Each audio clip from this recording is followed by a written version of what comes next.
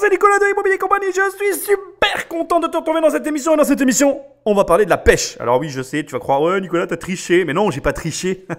J'ai appuyé sur play 2 secondes et direct, ça parle de pêche. Alors, l'émission va être en ordre parce que du coup, je voulais pas voir en fait, je voulais pas tricher. Mais bon, voilà. Du coup, je sais de quoi ça va parler. Ok? Donc, on va parler de la pêche. Rapidement, je vais être tout à fait transparent avec toi. Je ne suis pas un grand fan de pêche. Je ne peux pas dire non plus que je n'aime pas ça. J'ai de très bons souvenirs de pêche. Si tu as lu mon livre Devenir riche sans argent, ou si tu ne l'as pas lu d'ailleurs, tu sais que mon père avait un bateau quand j'étais enfant et qu'il faisait de la pêche au gros. Donc je connais très bien la pêche. J'ai pêché du thon avec lui, j'ai pêché des maquereaux, j'ai pêché tout un tas de poissons. Ça n'a jamais été une passion. J'aimais bien le truc, tu vois. Mais bon voilà, sans être le plus grand fan de pêche, j'aime bien ça. Maintenant, tu m'embarqueras pas toute une journée sur un bateau. Moi, il faut que ça aille vite, on y va, tac tac, on pêche, tac tac. En 1 heure, c'est plié, le truc improbable. Comme un enfant, tu sais. J'arrive, je m'assois, il faut que ce soit prêt, je pêche, tac, tu te débrouilles. Hein. Moi, je me barre, c'était cool. Et puis, les poissons, sans dire que je les ramène pas, j'en relâche les 3 quarts. Quoi. Je suis pas là pour dépouiller l'océan, quoi. Même loin s'en faut, je suis pas un… Ça me… Comment dire ? Il y a la notion quand même de rapport à l'animal, tu vois. Ça me… j'aime ça, le poisson, j'adore en manger. Le pêcher, voilà, c'est… Bon, bref. On va pas parler de ça ici, je m'égare. Donc, sans plus attendre l'introduction, comme d'habitude, tu peux aller sur mon site immobiliercompagnie.com dans l'onglet livres, parce que je t'en parle de mon livre. Et tu as dans cet onglet 2 possibilités. Soit tu prends les 100 premières pages parce que je te les offre et que tu veux voir ce qu'il y a dans cet ouvrage. Soit directement, tu veux le recevoir chez toi parce que tu es chaud et tu cliques sur Amazon, la Fnac, enfin bref, où tu veux, tu tapes devenir riche, tu tapes même que riche et je suis en première page. Tu cliques et le livre il arrive, bam, chez toi. Sinon après, toujours dans l'onglet livre, il y a d'autres livres. Sinon, il y a un autre onglet sur le site immobiliercompagnie.com, ça s'appelle formation. Tu cliques et c'est facile, il n'y a qu'une formation. Ça s'appelle 1 million et comme son nom l'indique, je t'aide à avoir 1 million d'euros de patrimoine immobilier. Tu peux penser tout ce que tu veux de ce titre. La vérité, c'est que quand tu sais faire 1 million d'euros en immobilier, c'est très facile. Ben voilà, c'est simple. Moi, je t'aide à les avoir. Alors après, voilà, tu n'as pas 1 million sur ton compte. Tu as 1 million d'euros de patrimoine. Mais bon, tu as plus de possibilités avec que sans. Enfin, et pour finir, tu sais ce que je vais te dire maintenant, parce qu'on va pas passer 2 heures sur la formation. Pour m'aider à référencer ce podcast, il faut que tu prennes le téléphone d'un ami et que tu l'abonnes sauvagement à cette émission. Ou d'une amie. Ou si tu es une amie d'une copine. Bon bref, tu m'as compris. Tu abonnes quelqu'un à l'émission. Parce que ces émissions, il n'y a pas de référencement. Il n'y a pas de SEO. Alors, si tu veux que ça fonctionne, il faut que tu parles de mon émission. Et si tu veux même encore bien plus m'aider, là où tu écoutes l'émission, tu me laisses une note et un commentaire. D'abord, je les lis tous. Ça me fait plaisir. Et ça référence l'émission. Donc, merci d'avance à tous ceux qui l'ont fait. Et si tu ne l'as pas encore fait, fais-le. Et sans plus attendre, parce qu'on ne va pas y passer 2 heures non plus. Hein, c'est bien gentil toute cette promotion, mais venons-en au fait. Écoutons l'aventure entrepreneuriale des 2 personnes, que j'ai vu qu'ils étaient 2, qui se sont lancées dans la pêche. Et je vais te le dire tout de suite parce que je vais être tout à fait franc avec toi, bien que je ne sois pas indifférent au truc, mais que je ne sois pas non plus le plus grand des fans, s'il y a bien une chose que je sais, c'est que les pêcheurs, c'est des fanatiques qui kiffent leur sport. Et donc, il y a forcément un marché. Donc normalement, on devrait passer un excellent moment, toi et moi, dans cette émission, à découvrir comment 2 amis se sont lancés sur un marché prometteur pour lever des millions et créer the very biggest startup, a unicorn. Le mec est chaud. C'est bientôt Noël, je suis chaud. Allez, Magnéto Patrick. Place à Grégory et Philippe. Ils ont transformé leur passion pour la pêche en une aventure entrepreneuriale à part entière. Salut les gars. Ça va ? Salut. Ça mord. On se retrouve en plein cœur de la capitale, au pied de Notre-Dame de Paris. C'est une pêche urbaine qui s'appelle le street fishing et c'est de plus en plus pratiqué par un maximum de monde. Il y a des gens qui vont courir, qui vont faire du vélo. Nous, on va à la pêche. Parfois, on y va juste pour 1 ou 2 heures après le boulot. Ça permet de prendre l'air, d'être au bord de l'eau avec des copains et de se détendre, tout simplement. C'est joli, là. C'est un gros chevenne, ça. Un chevenne ? Lourd comme ça. Yes ! C'est un chevenne, bravo, mec. Yes ! Bravo. Bon, on va le remettre à l'eau, hein. Allez, bye bye. Salut. Le street fishing, je connaissais pas. Bon là tout de suite, spontanément, je suis obligé de le dire, je suis désolé, ça me fait pas rêver. Alors je veux pas que tu crois que je fais genre, ouais moi c'est que la pêche au large, pas du tout. Déjà au départ, je suis pas le plus grand fan des mecs qui a au bord des digues, tu vois. Alors les digues chez nous, tu sais, c'est les amas de rochers. Là, il y a des gens qui pêchent à cet endroit-là. En plus, ils pestent comme des putois dès qu'il y a un plongeur qui passe. Ça me fait rire quand j'y repense. Tu vois toujours les mêmes scènes chaque année, tu sais. Les mecs sont toujours au même endroit. La place est à eux. Il y a limite leur prénom écrit par terre. Les gars reviennent en permanence. Bon, voilà. Après, c'est encore une fois, je pense que c'est un état d'esprit. Je parle comme ça parce que ça m'évoque à moi des souvenirs. Le street fishing, bon, c'est un truc, faut pas mal le prendre, mais à mon avis, il faut être à Paris pour pouvoir incorporer le mot dans ton vocabulaire. Parce que moi, ici, le street fishing, bon, il y a bien Beaucaire où il y a un port en plein milieu de la ville, mais c'est relativement rare, quoi. Tu vas pas pouvoir dire je fais du street fishing à Nîmes, tu vois. Remarque, si, il y a les quais de la Fontaine, mais je pense qu'avec les caméras, tu te ferais choper si tu pêches les poissons rouges des quais de la Fontaine. Mais bon, bref. C'est quelque chose qui me fait sourire, qui me porte à rigoler. Maintenant, effectivement, avec la densité parisienne, si j'arrête un petit peu mon délire et que je me mets dans le truc et que j'essaye d'être sérieux, effectivement, Paris est très dense et il semble logique que, au vu de tous les Parisiens qu'il puisse y avoir dans la ville, il y est plus que probable que le pourcentage de personnes qui aiment la pêche, ça représente un certain nombre d'utilisateurs potentiels. Donc, je rigole, mais sur ce fond d'amusement, il y a un vrai marché. Un marché de gens aujourd'hui qui ont peut-être envie de pratiquer ce sport et qui, pour diverses raisons, peut-être n'osent pas. Parce que je t'avoue que moi, spontanément, aller pêcher sur les bords de la Seine, il y a une notion de comment dirais-je, de vue à la société, tu vois, d'être vu. Enfin, je sais pas, ça me ferait bizarre en fait. Là, spontanément, c'est pas un truc qui est naturel pour moi. Ça, c'est pas naturel. Alors, je vais voir sous quel axe ils l'ont pris. Ça sent, pour moi, hein, ça sent soit, tu sais, le truc un peu à la Oise, tu vois. Je vois bien les spots partagés ou un truc comme ça. Donc là, je te fais un petit pronostic d'une émission que je n'ai pas vue. Mais les spots où tu peux aller pêcher et peut-être des services associés comme te livrer des hameçons, des cannes à pêche. Bref, je suis quand même curieux parce que je pense que je ne remets pas en cause le potentiel. J'aimerais voir la mise en œuvre et ce qu'il y a derrière. Au demeurant, avant de passer à la suite, je voudrais juste souligner une petite précision qui m'a quand même fait plaisir. On les a vus donc pêcher un poisson et on les a vus le relâcher. C'est un détail, mais j'ai apprécié. Voilà, ça reste important à mes yeux et je voulais le signifier. Allez, Magnéto. On a souvent l'image que la pêche est pratiquée par des personnes un peu âgées ou par des retraités, mais il faut savoir que c'est une activité qui se modernise énormément.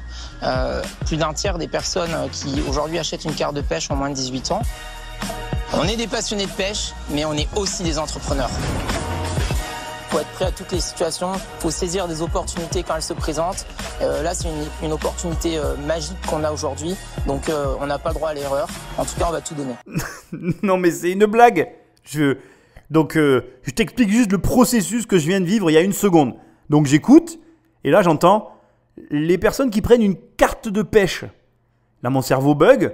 Je tape carte de pêche et là, je tombe sur des informations et je découvre. Alors là, tu vas peut-être te foutre de moi, mais tu auras le droit, hein, parce que je sors pas de la dernière des cavernes. Mais c'est vrai que, bon, bref, je suis assez focalisé sur mes trucs. Du coup, j'ignorais totalement l'existence d'une carte de pêche. Et la carte de pêche, c'est quoi ? C'est une carte agréée de pêche de protection des milieux aquatiques qui t'oblige à cotiser à l'APMA. Bon, c'est les premières lettres du truc. Donc, l'association agréée de pêche des protections des milieux aquatiques. Donc, AAPPMA. Voilà, j'ai eu un blocage. Et tu dois cotiser pour une carte de pêche à 95 € l'année par interfédération. Je suis choqué. Je savais absolument pas qu'il fallait une carte de pêche pour pêcher. Moi, quand j'étais petit, je me rappelle encore comme c'était hier, quand je partais en vacances, on était à un endroit, il y avait une rivière, tu vois. On prenait nos affaires de pêche, on remontait la rivière et on pêchait dans la rivière. J'ai jamais eu de carte de ma vie, mais qu'est-ce que c'est que cette merde? 95 balles pour pêcher? Oh putain, mais tout est payant en fait. Il nous faudrait une carte d'oxygène maintenant, les gars. Il faudrait faire une association de protection de l'oxygène et nous obliger à garder notre souffle tous les jours au moins 3 minutes pour éviter de pomper tout l'oxygène de la Terre. Enfin bon, bref, c'est de l'humour pas trop drôle, mais ça va arriver en France, c'est sûr. Bon, voilà. Donc, pour le coup, c'est pas du tout une analyse. C'est plutôt, cette émission aurait dû s'appeler Nicolas découvre la vie. Bon, je parle pas de moi à la troisième personne, mais là, je viens de découvrir qu'en fait, il y avait une carte de pêche en France. Voilà, donc je suis un petit peu... donc la carte de pêche, quand même, bon, ils sont sympas. Elle peut être journalière, hebdomadaire ou annuelle. D'accord? Il existe plusieurs formules. Merci, monsieur. Donc, oui, en fait, voilà. Et alors, ce qui est marrant, c'est que, tu vois, il y a des précisions.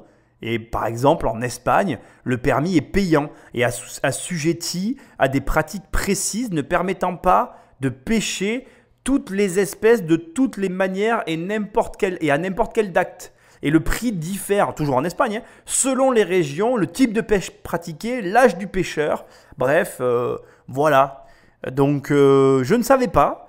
Je trouve ça très intéressant. Alors, retournons dans l'analyse. Au demeurant, je suis surpris parce que je découvre un truc, mais essayons quand même d'en tirer une conclusion intéressante pour l'avancée de notre émission. Si il y a des gens qui payent pour pêcher, c'est qu'ils sont réellement très motivés. Mais alors, très motivés. Du coup, ça veut dire qu'il y a un marché. Du coup, ça veut dire que tu peux y aller les yeux fermés. Maintenant, que tu sais que en face de toi, il y a des gens qui sont prêts déjà, ne serait-ce qu'à payer pour avoir le droit de le faire, parce que il faut bien comprendre, en fait, ce genre de travail, c'est quelque chose que tu dois faire naturellement avant de te lancer. Du coup, ça te permet de comprendre la typologie du marché. La typologie du marché, c'est quoi? C'est que déjà, le pratiquant, le client pour toi, parce que là, on est d'accord, on est du côté de quelqu'un qui va fournir un service, donc tu étudies le client. Le client, pour déjà avoir le droit d'être client, il doit payer. Donc, ça veut dire qu'il est ultra motivé, c'est-à-dire que dans ce marché-là, avant même de pouvoir commencer à pratiquer la chose, la pêche en l'occurrence, il te faut payer. Donc, tu as déjà lâché 100 balles, tu n'as toujours pas ta canne à pêche, tu n'as toujours pas ton seau, tu n'as toujours pas tout ce qu'il faut pour aller pêcher. Ce qui veut dire que le ticket d'entrée, il n'est pas de 100 €, il est plus élevé. Donc, ça veut dire qu'il y a un vrai marché. Ça, cet élément-là, qu'on appelle la barrière à l'entrée, est réellement un élément déterminant dans le choix des marchés sur lesquels tu te lances. Plus la barrière à l'entrée, elle est élevée, plus tu as de chances de gagner de l'argent. C'est une règle commune des affaires que tout le monde connaît normalement. Alors si tu ne la connaissais pas, je te l'ai apprise. J'espère que tu la connaissais. Et ça te permet à toi de savoir que tu ne perds pas ton temps en fait. Que tu vas pouvoir proposer quelque chose de payant direct. Après, bien évidemment, on est d'accord. Hein. Ce n'est pas parce que le marché est mature et qu'il est comme il est là avec une barrière à l'entrée où il y a quand même de la vie dans le marché que si tu proposes de la merde, ça va forcément marcher. Non. En gros, si je devais te décrire dans le business quelques petites règles simples pour que tu comprennes, les marchés avec une forte barrière à l'entrée te garantissent des gains potentiels dans la mesure où le marché, selon la structure du marché, je vais dire ça comme ça. C'est-à-dire que plus la barrière à l'entrée est élevée, plus il faut étudier la structure de marché, plus la structure de marché est avancée, plus ce que tu dois proposer doit être avancé. En clair, la pêche est une structure de marché ultra avancée puisque ça existe depuis toujours. Et donc, la qualité de ce que tu vas devoir proposer doit être hyper élevée. Il faut que tu sois au carré sur l'offre que tu vas faire. A l'inverse, quand tu arrives sur un marché neuf, un nouveau marché inexistant, qui peut ne pas avoir de barrière à l'entrée, comme le marché est vierge, tu peux proposer de la merde à tes clients. Parce que comme il n'y a rien en fait, comme il n'y a personne en face, et bien en gros, tu es la seule personne, j'ai envie de dire. Du coup, la qualité de ce que tu proposes peut se permettre d'être médiocre. Au départ, il n'y a pas de choix. C'est ce que moi j'appelle dans mon livre Devenir riche sans argent, la prime au premier en fait. Et du coup, en gros, c'est bien parce que je crois que je n'ai pas eu encore l'occasion de parler de structure de marché comme ça dans des émissions, mais c'est vraiment très important pour toi d'avoir cette espèce d'analyse sur tes structures de marché pour savoir dans laquelle tu te situes, pour voir quel degré d'exigence tu dois appliquer à ton entreprise. Parce que bien évidemment, comme je viens de te le dire, en fonction de l'avancement des acteurs sur le marché, ton exigence, par exemple sur la pêche, doit être hyper élevée. Il va falloir que tu proposes quelque chose de vraiment très avancé, très élaboré. Alors, attention, hein, pareil, tu vois, je me suggère à moi-même des remarques. Hyper élaboré ne veut pas dire compliqué et inutilisable. Ça veut dire ça peut être quelque chose de révolutionnaire et d'ultra simple à utiliser. En gros, quelque chose d'élaboré, ça veut dire que le service ou le produit que tu vas proposer, il doit être, à mon avis, hein, c'est mon opinion, hein, sur le marché de la pêche, il doit être très élevé en termes de qualité, d'avancement, de réflexion, parce qu'on est sur un marché ultra mature. Et donc, en gros, ça doit être un marché ultra saturé. Tu as intérêt d'arriver avec des armes solides. Parce que si tu arrives château branlant, tacle et tu dégages. Enfin, tacle, je ne sais pas si tu as compris, mais coup de pied balayette et tu sors. Voilà, ça va très très vite. Donc, on va voir ce qu'ils ont à proposer, mais c'est vraiment intéressant parce que leur marché est un marché porteur, c'est un marché existant. Ils ont fait le bon choix. Maintenant, c'est leur projet qui va faire ou ne pas faire la différence. On les écoute. Plein de poissons, des poissons. Une Ça a l'air d'être appli. pour pêcher les poissons. Putain, c'est des appâts à poissons, je vais crever. Non, regarde, ils sont friendly avec les fiches. Faut me faire des copains, moi je te le dis. Faut être ouvert. Pour tuer les poissons? Ah non, je serai jamais ouvert. J'espère qu'ils ont la pêche, ça c'est sûr. Mais alors, c'est festival. Tu les écris avant, c'est pas possible. C'est pas possible. Je vais rapidement souligner la remarque de Marc Simoncini qui nous dit qu'il n'est pas ouvert pour tuer les poissons. C'est un problème en fait, ce genre de situation. Ça m'amène juste à te souligner un élément que je ne crois pas avoir jamais eu l'occasion de t'avancer. C'est que lorsque tu vas aller pitcher par exemple un banquier ou même discuter avec quelqu'un d'investissement, bref, quand tu vas parler même de tes projets sans parler d'investissement à quelqu'un, c'est toujours de veiller à sonder en amont ou avant de parler de quelque chose, à t'assurer que le sujet est comment dirais-je, n'est déjà pas choquant pour la personne en face de toi, mais a de l'intérêt pour ton interlocuteur. Parce que très souvent, on a tendance à ne pas prendre en considération ces éléments-là. Alors là, c'est une émission, c'est indépendant de la volonté de chacun. Marc Simoncini se retrouve à devoir écouter des gens qui vont lui parler de pêche alors que ça va contre ses idées. Mais dans la vie, ça peut arriver. Moi, il m'est arrivé des fois d'avoir des discussions avec des personnes et de me rendre compte que je parlais d'un truc à quelqu'un qui ne pourra jamais être d'accord avec moi. Du coup, on s'embourbe dans une discussion qui est stérile en fait, dès le départ. Et ça peut aboutir sur des situations complètement cocasses alors qu'il n'y a aucune raison réelle de s'embêter, de perdre son temps dans ce type de considération. C'est-à-dire que si dès le départ, tu arrives à cerner que la personne s'en fiche de l'investissement immobilier ou si la personne ne pourra jamais accepter qu'un pêcheur tue des poissons, mais tu ne vas pas parler avec quelqu'un comme ça. Tu as le droit, toi, d'aimer la pêche et j'ai le droit, moi, de ne pas aimer ça. Et on peut tous les deux exister dans le même monde sans pour autant avoir à échanger sur un sujet qui nous horripile mutuellement. C'est le conflit sans fin que peuvent avoir les gens qui chassent avec les gens qui ne chassent pas. Tant que tu ne te prends pas une balle, il n'y a pas de débat en fait. Le problème de la chasse, c'est plus les balles perdues qu'en réalité la chasse en soi. Moi, je suis pas vraiment pour la chasse, mais pas vraiment contre. J'avoue que ce n'est pas un sujet auquel j'ai eu l'occasion de beaucoup réfléchir. Mais demain, tu ne me feras pas parler avec un chasseur, on n'a rien à se dire. Moi, la chasse, je sais que ça existe, ça ne me gêne pas qu'il y ait des gens qui la pratiquent, ils ne me gênent pas, je ne pense pas les gêner non plus. On peut coexister dans le même univers sans avoir à se marcher sur les pieds, sans avoir à se taper sur la figure. Maintenant, on n'a pas de raison d'échanger sur le sujet. Ça ne m'intéresse pas. Le fait que ça ne m'intéresse pas ne les intéresse pas non plus. Donc, on parle d'autre chose, on ne parle pas de ça. Voilà. Donc, essaye de sonder les personnes qui sont en face de toi pour éviter à tout le monde de perdre du temps. Bonjour. Bonjour. Quel est votre prénom? Philippe. Philippe et Grégory. Grégory. Pourquoi c'est vraiment important pour vous d'être là aujourd'hui? Maintenant, ça devient un petit peu compliqué au niveau trésorerie. On a des prestations qu'on arrive à facturer, mais ça ne nous permet pas de nous payer, en fait. Donc, aujourd'hui, on a vraiment besoin de cet accompagnement et de cet investissement pour exploiter notre outil et aller plus loin dans notre développement. Mais ça fait combien de temps là que vous ne vous êtes pas rémunéré du coup? Comment vous faites pour vivre au quotidien? Alors, moi, je continue à faire quelques petites missions freelance en parallèle, du coup, qui permettent de se nourrir et de payer le loyer. Et moi, j'ai quelques petites économies sur lesquelles je fonctionne un petit peu pour pouvoir tenir. Il y en a de moins en moins. Mais il y en a de moins en moins, voilà, c'est tout à fait ça. D'où l'urgence d'être là aujourd'hui. L'urgence d'être là, c'est clair. Est-ce qu'il y en a un que vous visez en particulier, un investisseur? Peut-être Monsieur Simoncini. Pourquoi lui? C'est vrai que ce qu'on a aimé dans son parcours, c'est ce côté où, quoi qu'il se passe, il est allé de l'avant en fait. Après avoir réussi, il a eu des petites galères et au final, il s'est toujours relevé. Je suis sûr que vous allez les convaincre. Je vous laisse passer. Bonne chance. Merci.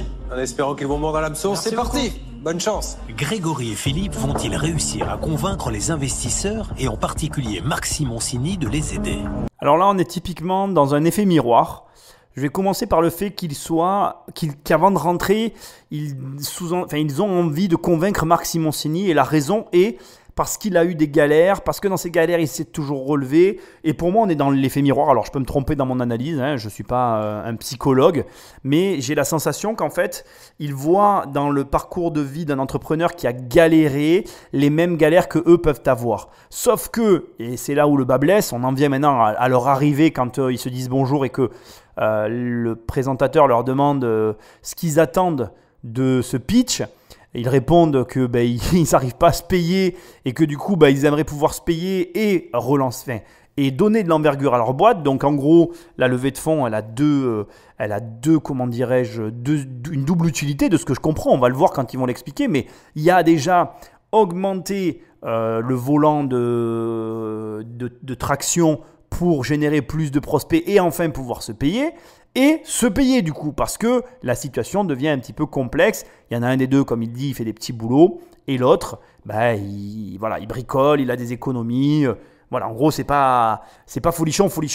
Il y a un problème en fait. Il y a un problème dès le départ. Et je le répète depuis le premier jour dans ces émissions. Tu ne peux pas conserver une entreprise qui ne te rémunère pas. Si elle ne te rémunère pas, arrête. Alors bien évidemment, je vais quand même peut-être aujourd'hui le préciser, arrêter si tu es à un doigt de réussir, ce n'est pas non plus le meilleur des conseils. Il ne faut pas prendre mes conseils au pied de la lettre. Il faut te dire bien tout simplement que la vérité derrière tout ça, c'est que tu dois avoir une vraie visibilité sur ta propre situation. Et ça, je ne pourrais jamais le faire à ta place. C'est-à-dire que il faut que tu sois en mesure de comprendre si réellement les difficultés que tu vis sont passagères et dues à des aléas liés à divers éléments qui sont j'ai mal fait ceci, j'ai mal fait cela, tel et tel truc ne fonctionne pas, ou si tu te trompes complètement. Parce que si tu es dans l'erreur que tu vas démultiplier ne va faire que amplifier le gouffre dans lequel tu te trouves. C'est-à-dire que si, là tout à l'heure c'est ce que je t'ai dit, on sait déjà que ce marché est porteur. Je ne pense pas que le problème vienne du marché. Je pense que le problème issu de ce qu'on est en train d'entendre là, et le problème qui touche énormément de petites entreprises en France, c'est que malheureusement, il y a des prises de décision, des dispositifs qui sont mis en place dans la structure qui sont pas cohérents. Mais c'est pas facile, hein. Encore une fois, ce que je n'aime pas du tout dans ce que je suis en train de faire, c'est ma position.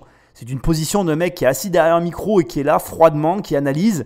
C'est pas du tout ça. Quand tu as la tête dans le guidon, que tu es dans ton business, c'est vraiment très dur d'être capable de se dire bon ben voilà, là, ce que je fais ne sert à rien.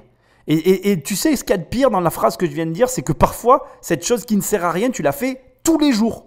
Et quand tu fais un truc qui ne sert à rien tous les jours, que tu le multiplies par le nombre de jours et par le nombre d'années, ça donne des résultats catastrophiques. Alors, encore une fois, je ne sais rien de ces deux jeunes, on va les écouter.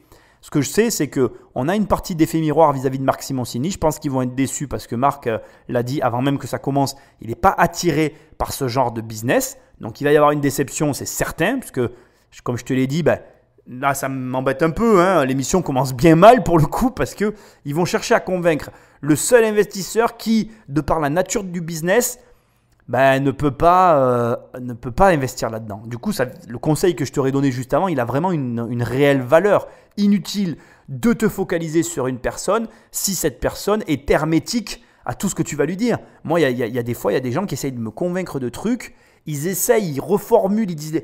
Je leur dis, mais les mecs, laissez tomber, quoi. Vous n'y arriverez pas. Vous pouvez le tourner dans tous les sens que vous voulez.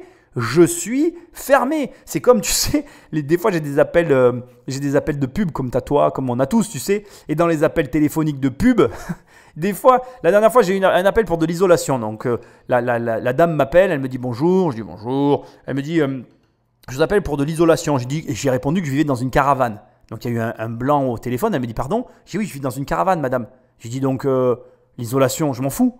Ah oui, c'est vrai. J'ai dit, vous pouvez le noter sur la fiche, s'il vous plaît, que plus personne de votre entreprise me rappelle. Je vis dans une caravane. Et puis elle me dit au téléphone, pourquoi vous vivez dans une caravane, monsieur? Je dis, c'est mon choix, j'ai le droit de vivre dans une caravane. C'est pas vrai, tu l'as compris. Mais c'était pour qu'elle fasse ça. Parce qu'en fait, tu sais, les mecs qui t'appellent dans les trucs de pub, là, ils doivent faire des notes sur les numéros. Et en fonction de la note qu'ils mettent sur toi, il peut y avoir quelqu'un d'autre qui te rappelle. Là, quand le mec t'appelle pour de l'isolation d'une maison et que tu vis dans une caravane, ils vont écrire « n'habite pas dans une maison ». Du coup, personne ne te rappellera jamais. Du coup, moi, quand il y a des pubs qui m'appellent, je fais toujours en sorte de leur répondre et de leur donner une réponse qui soit hermétique à un deuxième appel. Parce que du coup, si, tu vois, je sais pas, la dernière, je te dis une connerie, mais quelqu'un m'appelle en me disant « oui, bonjour, je vous appelle pour vous vendre la dernière tondeuse de chez Philips ». Je vais lui dire « madame, je suis imberbe ». Du coup, elle va écrire « il est imberbe, qu'est-ce que tu veux faire? Je ne lui vendrai pas une tondeuse à celui-là ». En gros, quand tu réponds ça, quand tu donnes la bonne réponse, quand tu donnes une réponse hermétique à quelqu'un, normalement, il s'arrête. Et là, en fait, je reviens au sujet, ces deux jeunes, ils vont essayer de convaincre Marc Simoncini et le mec, il est hermétique. C'est comme si tu me disais, je vais jouer la 6e symphonie en faisant pipi sur un violon. Ça va être difficile. Voilà, tu peux faire ce que tu veux, ça ne sera pas la 5e symphonie de je sais pas qui. Donc en gros, bon, l'image était un petit peu crue, excuse-moi, mais ce que j'essaye de te dire, c'est que c'est vraiment important d'être au fait des personnes à qui tu parles et d'être au fait de la situation dans laquelle tu te trouves. Venir là, pitcher des entrepreneurs alors que tu n'arrives pas à te payer, alors que de ce que j'ai la sensation avant même que ça commence, qu'ils galèrent, et qu'en plus tu veux convaincre le mec où tu as l'air de t'être hyper renseigné sur lui, mais tu n'es même pas au courant qu'en fait tu t'es tellement renseigné sur l'argent et le business que tu t'es même pas renseigné sur son rapport à la cause animale. On est tous sensiblement différents à la cause animale. Moi, je suis relativement sensible à la cause animale. Du coup, si tu viens me parler d'un truc pour monter un abattoir à côté de chez moi, c'est pas dit que tu arrives à avoir de l'argent de ma part, tu vois. Tu peux faire ce que tu veux. Même si tu me dis que l'abattoir, il tue en douceur les animaux, ben, je te dirais oui, mais il les tue quand même en fait. Le problème, il est même pas de la façon. Il est que le principe me dérange. Donc voilà, essaye d'éviter de perdre ton temps, mais ce conseil, et c'est un conseil, j'espère que tu comprends, parce que c'est intéressant ce passage, c'est un conseil clé pour l'ensemble, parce que là, regarde, ils sont là à pitcher, mais ils perdent leur temps aussi. Ils auraient dû chercher à ne pas perdre leur temps à venir pitcher et à savoir comment, enfin, à faire en sorte que leur boîte génère de l'argent. Je sens le truc gros, ça n'a pas commencé. Je sens le truc arriver, je sens qu'ils ne gagnent pas d'argent ou pas beaucoup et je sens qu'ils veulent convaincre d'un truc qui est château branlant et tu sais quoi, ça ne va pas marcher en fait. Alors pourvu que je me trompe parce que ça avait bien commencé, on est sur un marché porteur et encore une fois, tu peux te lancer dans tous les marchés porteurs du monde si tu ne sais pas faire, mais ça ne marchera pas en fait. Allez, j'arrête parce que c'est des sujets qui me touchent vraiment, profondément. Mais je pense qu'on va avoir l'occasion d'en reparler dans cette émission. On va voir un peu déjà l'intro, et on va réagir, analyser et voir. Et on va essayer dans cette émission du coup, si mon pressentiment est juste, on va essayer de voir comment on peut corriger le tir. Ça va être quand même intéressant. C'est parti. Putain, ils sont jeunes en plus. Ah non, me dis pas qu'ils pêchent à cet âge-là. Bonjour. Bonjour. Bienvenue. Merci. Je suis obligé d'arrêter. Marc Simoncini, ah non, me dis pas qu'ils pêchent à cet âge-là. On dirait qu'il fume ou qu'il faut un truc hyper grave. Ça te montre à quel point il est engagé dans la cause animale. Bon voilà, je voulais le relever parce que sinon dans la suite de l'analyse je l'aurais relevé et ça m'a trop fait rire. Voilà. Me dis pas qu'il pêche à cet âge-là. Oh my God. Je suis Grégory Torgman. Et je m'appelle Philippe Auriac. Nous sommes les cofondateurs de Fishfinder, la plateforme digitale du monde de la pêche. On est venu aujourd'hui vous demander 200 000 € en échange de 10% des parts. C'est un loisir qui rassemble plus de 200 millions de pratiquants dans le monde, et notamment 3,5 millions en France. C'est la deuxième fédé après le foot. Les pêcheurs, avant, ce qu'ils faisaient, c'est qu'ils notaient le détail de leur session dans des carnets en papier, comme ça. Ils essayaient de comprendre l'influence des facteurs, comme par exemple la marée ou la lune, sur l'activité des poissons. Voilà. Moi, j'ai essayé. Ça prenait beaucoup de temps. Et du coup, à partir de ce moment-là, je me suis dit comment faire pour penser à un outil un petit peu plus moderne, pour avoir un usage plus efficace de toutes ces notes, en fait. Et c'est de là qu'est venue en fait l'idée d'une application mobile, vu que tout le monde a un smartphone sur soi, qui va permettre à tout le monde de mieux pêcher. Avec Fishfinder, tout est plus simple. Je pêche un poisson, je le prends en photo et je l'enregistre dans l'application. Automatiquement, toutes les données environnementales sont sauvegardées. La lune, la marée, la température, la pression atmosphérique, tout est lié à ma prise. Je peux aussi ajouter le matériel de pêche utilisé et en quelques secondes, tout est sauvegardé et analysé. C'est hyper intéressant ce qui vient de se passer parce que regarde, ils arrivent, ils demandent 200 000 € pour 10%. Et avec tout ce que je t'ai dit avant les concernant, t'es pas trop chaud. Quand depuis le début, je te dis on a l'impression qu'ils ne gagnent pas d'argent, tout ce qui est dégagé depuis le départ est négatif finalement par rapport à leur comportement. On vient là parce qu'on n'arrive pas à se payer, qu'on a besoin d'argent pour arriver à se payer. Moi, je te dis que si tu n'arrives pas à te payer, c'est que tu ne gagnes pas d'argent. T'écoutes, t'entends cette première information, tu te dis ça sent pas bon quoi. Et en plus, 200 000 €, ils n'ont toujours pas annoncé de chiffre d'affaires à ce stade. Ça paraît énorme, alors que les seules infos qu'on a, c'est qu'ils n'arrivent même pas à dégager de l'argent. Par contre, regarde, la suite est hyper intéressante. Qu'est-ce qu'ils choisissent à faire ? Ils partent directement du problème. Ils disent, le problème, c'est que les pêcheurs doivent noter. Et ils rendent la chose fastidieuse. Il faut noter la marée, ils te disent des trucs. Déjà, quand ils te le disent, ça te fatigue en fait. Tu dis, ah ouais, putain, il faut faire ça. Et après, il dit quoi le mec ? Il en remet une couche, il dit, J'ai essayé de le faire, j'ai pas réussi. Tu te dis, attends, moi je suis pas passionné, lui il est passionné et même moi déjà j'ai pas envie de le faire. Alors que je suis pas passionné, lui il est passionné, il a pas envie de le faire. Et là, malgré l'espèce de, comment je vais dire, d'a priori que tu as négatif sur la chose, tu te dis, ouais, c'est vrai que s'il propose un truc qui permet facilement de venir faire le job sans que moi j'ai à m'embêter à le faire, pas bête l'idée, pas con. Pourquoi pas? Et là, bim, ils te remettent une couche. Tu sais, ils t'ont mis un gauche, tac, ils te mettent un uppercut du droit. Ils te disent, il y a 200 millions de pêcheurs dans le monde. Il y en a 3 millions en France, c'est la deuxième fédé après le foot. Et ça, c'est très malin. Quand on dit football, on pense pognon. Ça, c'est aussi universel, quoi. Je te dis le mot football, tu penses pognon. Tu vois, c'est d'ailleurs, c'est peut-être la troisième signification du mot argent, tu vois. Maintenant, il faudra appeler Larousse et leur dire, dans le mot argent, là, mettez-moi le mot football quelque part. Hein.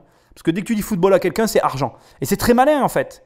Parce que du coup, tu commences à voir la chose sous un autre angle. Tu te dis, attends, deuxième fédé après le foot, il doit y avoir du monde quand même. Là, tu te dis, il y a du monde qui pêche. Et comme tu sais, parce que tu les vois, les mecs au bord de la route en train de pêcher, quoi. Moi, dans ma région, au bord de la route, j'en vois pêcher. Tu dis, les gars, c'est des violents dans leur tête. Parce que pour aller pêcher au bord d'une route, il faut vraiment que tu aimes la pêche. Hein. C'est pas une question de spot, là. Tu peux pas me dire, c'est beau. Hein. C'est ce que tu aimes, c'est ce que tu vas tirer de la canne. Hein. C'est pas l'endroit. Hein.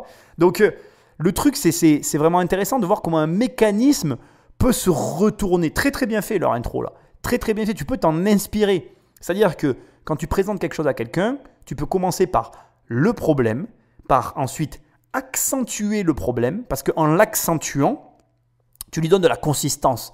Tu arrives à montrer à la personne en face de toi que, ce que je viens de te dire, tu vois, je suis passionné et je n'arrivais pas à le faire. Ça, c'est fort, ça, quand tu dis ça à quelqu'un. Le mec en face, moi, là, en l'occurrence, je me dis, attends, mais le mec passionné n'arrive pas à le faire, mais son application, elle doit être téléchargée. C'est obligé, en fait. Parce qu'il n'est pas le seul. En réalité, tous les passionnés ne sont pas rigoureux, c'est pas vrai. Hein. Il y a que les passionnés hardcore qui sont rigoureux, mais ceux-là, c'est une minorité, c'est comme dans tout. Hein. Il y a des minorités partout hein, dans la vie. Hein. Ça, c'est pas un problème. Hein. Donc, si tu veux, je trouve que c'est une superbe intro, tu vois.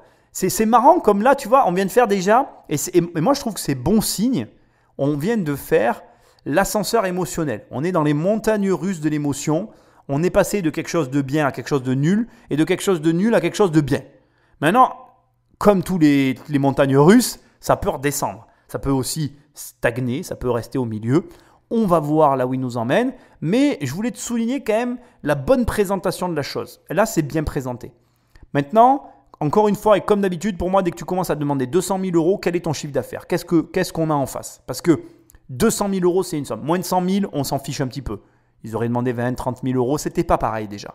Là, on demande 200 000, l'affaire est sérieuse. Bon. On est la deuxième fédération de France. Enfin, je veux dire, les pêcheurs sont la deuxième fédération de France. Donc du coup, bien évidemment que l'affaire était sérieuse. Je ne le savais pas avant d'entendre ces données-là. Mais il va falloir que, quand tu demandes un montant comme celui-là, avec 10% du capital, va falloir que tu sois sérieux. Va falloir que ta boîte, elle tienne la route. Et ça, c'est un autre problème. Donc allez, on va voir un peu ce qu'ils vont nous dire. Moi, je reste très ouvert d'esprit parce que je pense que malgré que j'ai un a priori comme un peu moins que Marc Simoncini, mais sur la pêche, parce qu'après, comme je te disais au début, j'aime bien ça aussi quand même. Quand j'étais gamin, j'aimais bien pêcher. C'est marrant d'ailleurs, je vais le dire maintenant parce que j'aurai pas d'autre occasion de le faire. Ça véhicule pas pour moi la même image que la chasse, alors que c'est la même chose. Hein. Tuer un poisson ou tuer un oiseau, c'est pareil. Mais dans mon esprit, c'est bizarre. Il y a une différence. Je sais pas pourquoi. C'est très étrange. Bref, on va écouter un peu ce qu'ils ont à nous dire. Et là, bon, j'attends direct. De mon point de vue, il va falloir vraiment qu'on rentre dans les chiffres d'affaires et dans les données parce que j'ai besoin de les avoir pour me faire un avis. Mais bon, ces émissions sont parfois imprévisibles, donc voyons ça. Vous avez une petite démonstration à nous faire? Bien sûr, bien sûr. Ouais. Donc ça, ce sont mes prises que j'ai faites au fur et à mesure. Donc par exemple, une truite. Hop. Donc des truites avec des vidéos de relâche. J'ai, donc comme sur tout réseau social, des likes, des commentaires. On voit le matériel avec lequel je l'ai fait. En gros, on va pouvoir cliquer sur un équipement et voir automatiquement tous les poissons qui ont été faits avec cet équipement par la communauté. On peut scanner son matériel. Donc si je me retrouve dans un magasin de pêche, je vais pouvoir scanner un équipement, voir les poissons qui ont été pêchés avec et voir les meilleurs moments pour utiliser ce matériel. Donc c'est vraiment une plateforme qui est collaborative et qui est gagnante-gagnante. Plus il y a des gens qui s'y mettent et qui postent leurs expériences, et plus on peut en tirer de l'information qui est intéressante. Et ça devient un guide de pêche extrêmement précis en fait, selon ce que vous voulez prendre, à quel endroit vous avez l'équipement optimal. Bon, il a employé le mot réseau social. Delphine de Montélimar l'a pas corrigé, elle l'a reformulé en disant un guide de pêche amélioré. Bon, là, j'ai pas de chiffres, je m'arrête ici parce qu'il va y avoir un autre truc. Il a expliqué un peu le machin, il a des likes et tout. Ça sent le réseau social. Je suis très, comment je vais dire ? Je suis très sceptique. Je suis très sceptique aujourd'hui sur les changements d'habitude des consommateurs. Je pense que ce que je vais te partager, c'est vraiment une croyance personnelle. Je pense que l'époque de Facebook qui tue MySpace est révolue. Je ne dis pas qu'il n'y a plus de place pour des entreprises mondiales sur le web. Je dis que l'époque où Facebook a tué MySpace est révolue. C'est-à-dire que, de mon point de vue, mais je n'ai qu'un seul désir en le formulant aujourd'hui. Hein. J'allais dire ce soir. C'est pas le soir. J'avais qu'un seul désir. J'ai qu'un seul désir en le formulant, c'est de me tromper.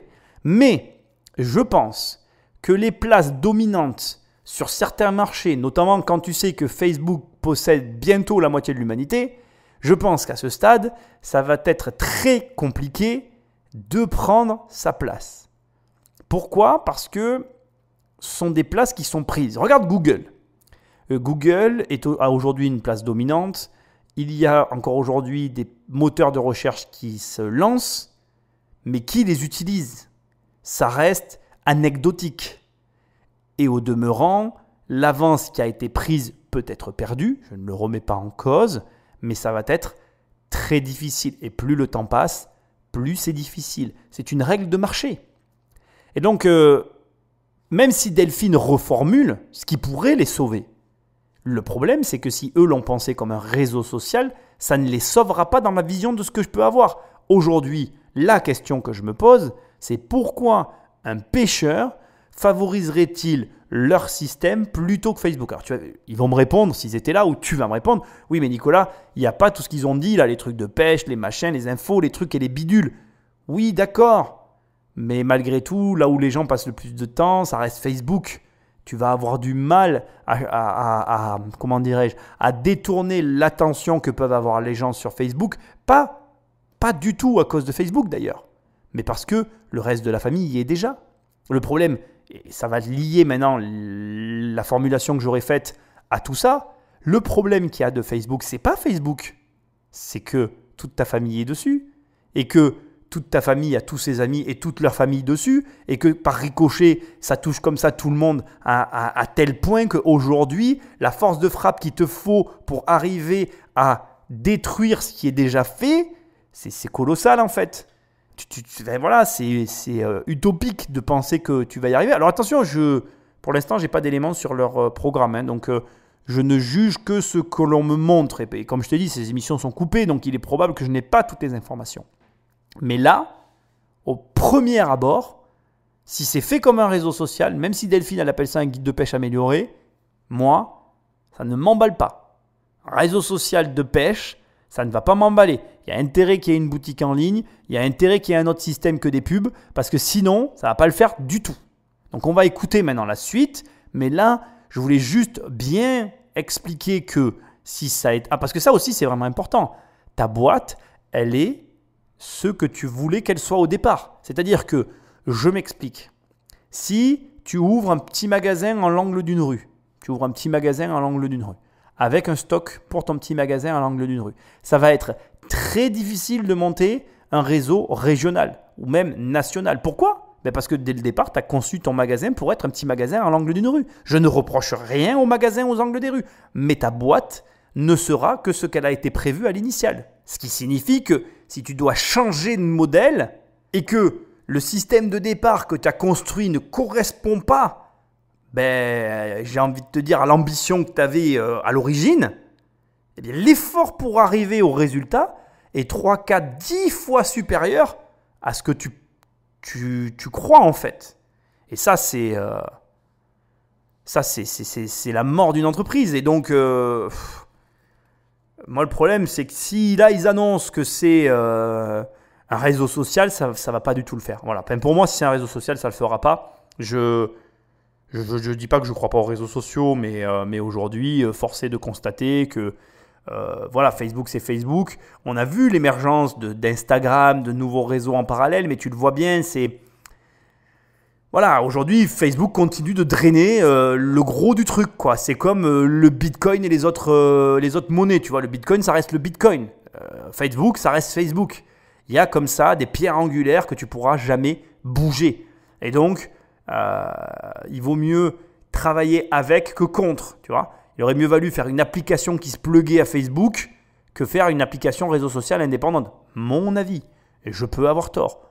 J'espère qu'on va avoir leurs chiffres, j'espère que j'ai tort, mais ce que j'essaye de te montrer, c'est que toi, de ton côté, il ne faut pas que tu cherches à lutter contre les forces en place. Par exemple, tu pourrais avoir le droit d'avoir le même projet qu'eux. On va imaginer que tu es à leur place et que tu es en train de vouloir te lancer là-dedans. Mais au lieu de créer un réseau social, créer un outil qui se plug au réseau social. Ça marchera pareil. Ça marchera pareil, ça aura la même utilité. Donc, bon voilà, c'est des façons de penser. Et encore une fois, je peux ne pas avoir raison parce que l'entrepreneuriat sur Internet est clairement pas ma plus grande spécialité, surtout dans les réseaux sociaux. Je ne suis pas le grand ponte des réseaux sociaux. Mais, je reste convaincu que leur idée, leur concept de départ est bon. Maintenant, de ce que je suis en train de voir, leur mise en œuvre telle qu'elle a été présentée quand ils sont arrivés, ils n'arrivent pas à gagner de l'argent, ils n'ont peut-être pas choisi la bonne formule. Il est probable que simplement le format pour lequel ils ont opté n'était peut-être pas le format le plus optimal pour le résultat visé. Maintenant, j'espère écouter leurs chiffres parce qu'en fait, j'attends que ça. En quelques chiffres concernant notre application, aujourd'hui, on a 65 000 utilisateurs inscrits qui ont enregistré un demi-million de poissons depuis le lancement de l'application dans 140 pays différents. Et notre croissance ne fait que grandir puisqu'il y a 6 mois, on avait 1000 inscrits par mois et maintenant, on en a 4000. Voilà. Notre projet, notre mission, c'est vraiment de construire la pêche de demain grâce au digital. Aujourd'hui, on a besoin de vous pour aller plus loin dans l'aventure et pour offrir à des millions de personnes qui sont passionnées par la pêche et également des personnes qui aimeraient découvrir cette passion, une nouvelle expérience grâce au digital. Bon, les chiffres sont impressionnants, hein. Je crois que ça parle pour eux. Effectivement, ils ont raison de les mettre en avant. Donc, ils passent de 1000 inscrits par mois à 4000 inscrits par mois, 65 000 utilisateurs, un demi-million de prises de photos et d'informations récoltées, de data. La data, ça c'est l'or du 21e siècle, c'est l'or d'Internet, la data. Donc là, on est réellement pour moi, on est sur un réseau social. Je reste pas très emballé. Tu vois peut-être pas les images, mais il y a une espèce de drôle de, comment dirais-je, il y a une drôle d'ambiance parce que Marc Simoncini est complètement fermé. Et on va dire que c'est un petit peu le pape de l'investissement sur cette brochette d'investisseurs. Et il donne un peu le là, malheureusement. C'est d'ailleurs dommage d'avoir une influence qui soit si forte parce qu'il a le droit d'être fermé, mais il n'a pas le droit de ne pas reconnaître les faits, en fait. Les chiffres sont là. Maintenant, moi, ce qui m'inquiète énormément, c'est qu'on n'est que sur de la data inconvertie. C'est-à-dire qu'aujourd'hui, on a 2 personnes qui ont dans les mains 65 000 utilisateurs et qui ne sont pas foutus d'en faire quelque chose. Ce qui est très embêtant. Alors donc, tu t'es peut-être en train de te dire, oui, mais Nicolas, ils sont là pour ça, justement. Oui, mais c'est compliqué, en fait. Parce que le problème et le paradoxe d'une situation comme celle-là, elle est difficile. Et je vais te le dire, je le pressens, ils ne vont pas trouver d'argent aujourd'hui. Je vais t'expliquer pourquoi. Parce que quand tu as de l'argent, tu es d'accord de le partager ou de l'investir dans la mesure où la personne à qui tu le donnes va te permettre de te dégager de toute responsabilité. En gros, le deal, c'est quoi? Je vais te le dire autrement. J'ai de l'argent, par exemple, je te finance. J'ai de l'argent, tu n'en as pas. Mais toi, tu as quelque chose que je n'ai pas, tu as de la data et des personnes avec lesquelles tu es capable de gagner de l'argent. Ce qui sous-entend que pour que tu aies mon argent, il faut que toi, de ton côté, tu arrives à en gagner. Mon argent ne sera qu'un outil qui va te permettre à multiplier ce que tu fais déjà. Et ça me tue parce qu'il y a tellement de gens qui ne le comprennent pas, ça. C'est-à-dire que si tu viens me voir et que tu fais 0, je peux te donner la somme que tu veux, en fait. Tu peux multiplier 0 par 3, 10, 20 millions, ça fera toujours 0, en fait.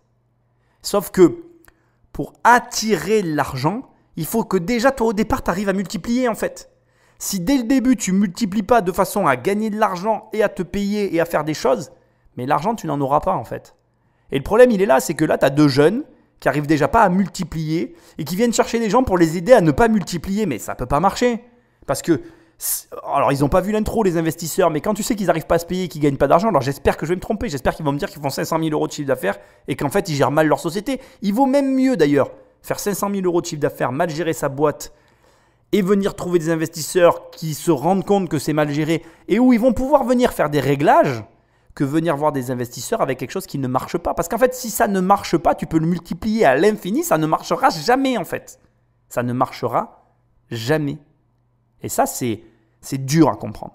C'est très dur à comprendre. Et là, pour moi, en fait, je pressens que c'est ça en fait. On a 2 jeunes qui multiplient 0 par un chiffre, ça fait 0. Ils viennent ici pour trouver de l'aide, ils ne la trouveront pas parce que le problème, c'est le 0 en fait. Ce n'est pas la multiplication, ce n'est pas le chiffre après, c'est le 0. Et ne fais pas cette erreur, on l'a fait tous. Et c'est pour ça que je vous dis tout le temps dans toutes ces émissions que je n'arrête pas de te dire, si ça ne marche pas, change. Si ça ne marche pas, arrête, fais autre chose.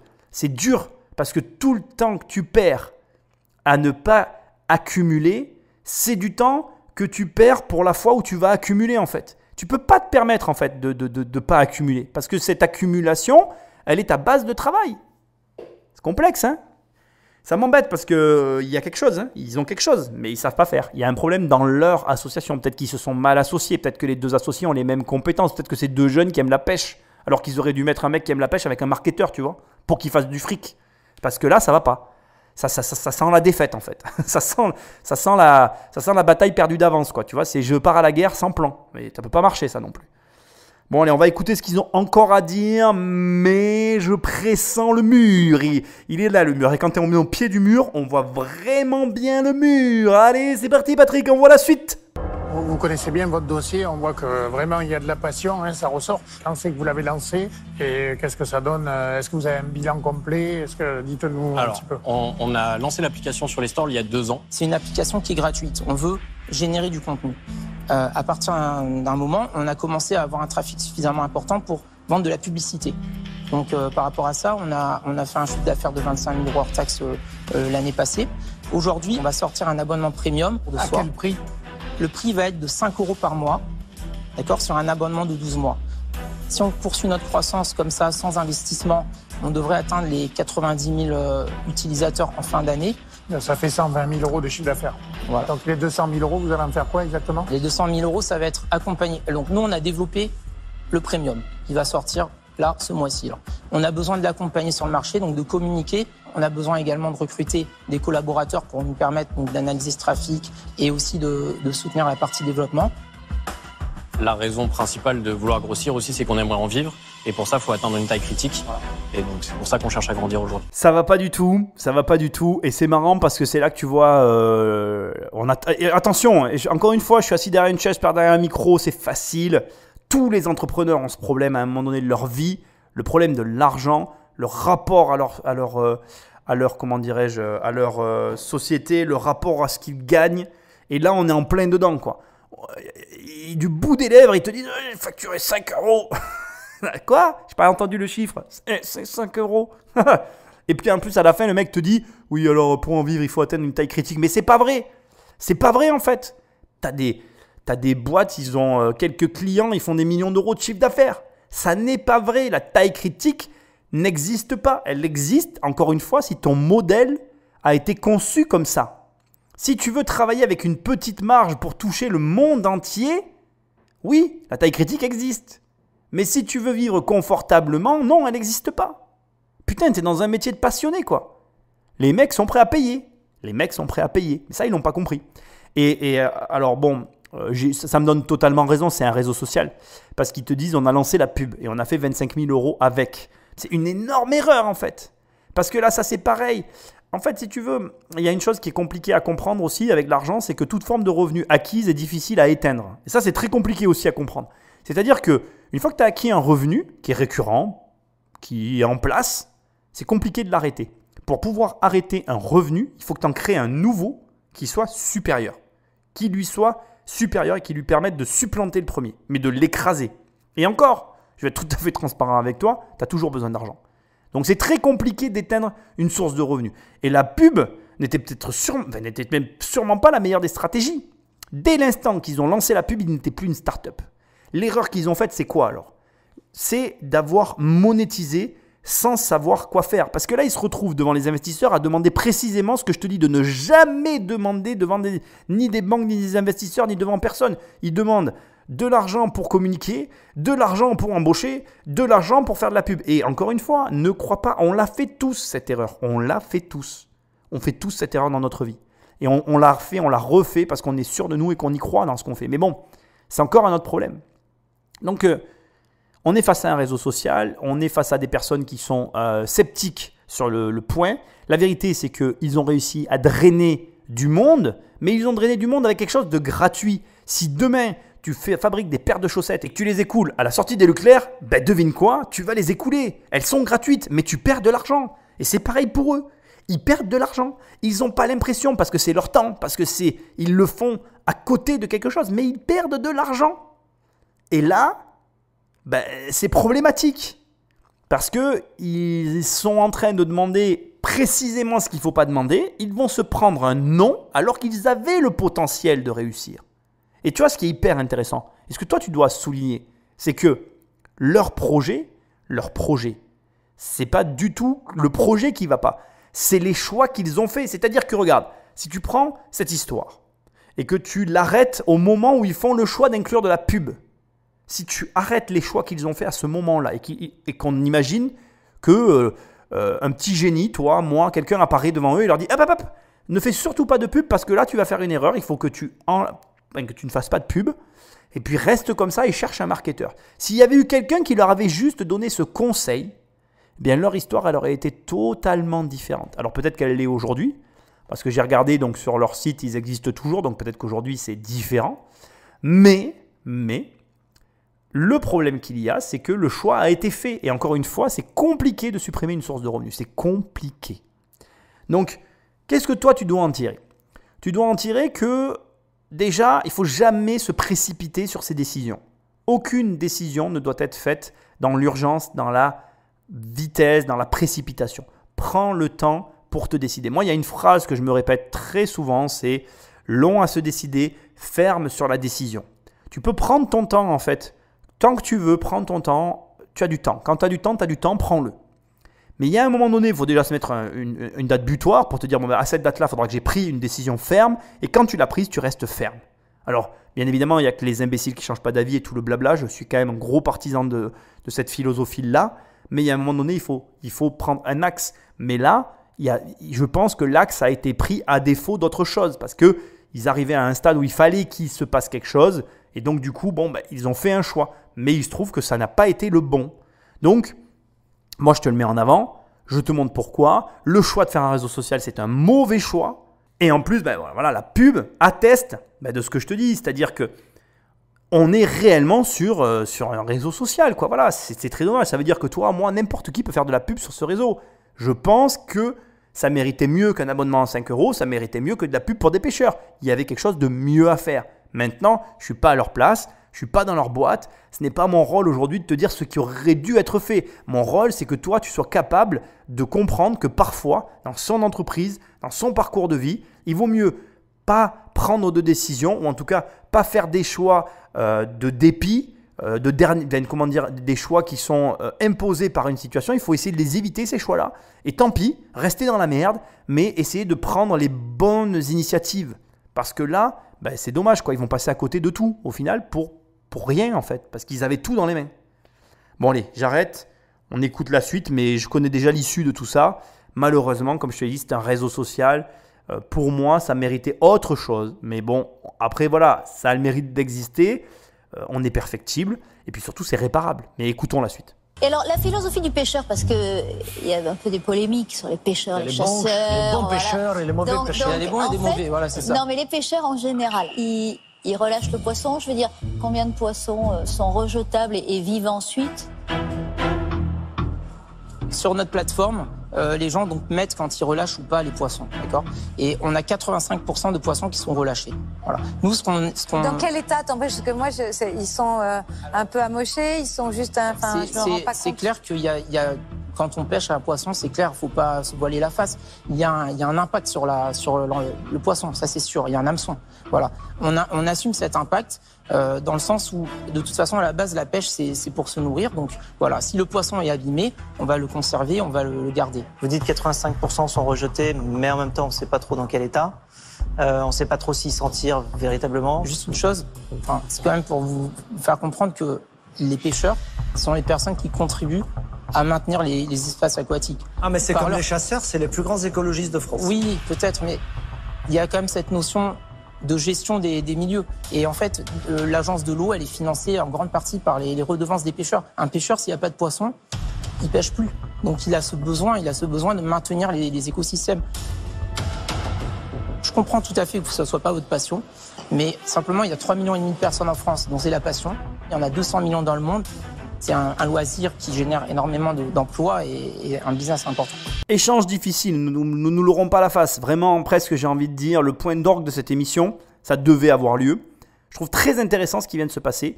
Je vais y ajouter une dimension supérieure, à mon sens. Ce débat n'existerait pas si nous avions tous faim et que nous avions besoin de cette pêche pour vivre. Il faut quand même se rappeler qu'aujourd'hui, la pêche est devenue un loisir parce que la société industrielle nous permet, en allant dans un supermarché, de manger à notre faim. Si demain, on crevait tous la dalle, on ne se poserait pas la question de savoir dans quel état est le poisson, s'il va relâché ou pas. Je veux quand même le préciser, malgré que, comme je l'ai dit, je suis un fervent défenseur de la cause animale et je reste lucide sur la situation réelle des choses.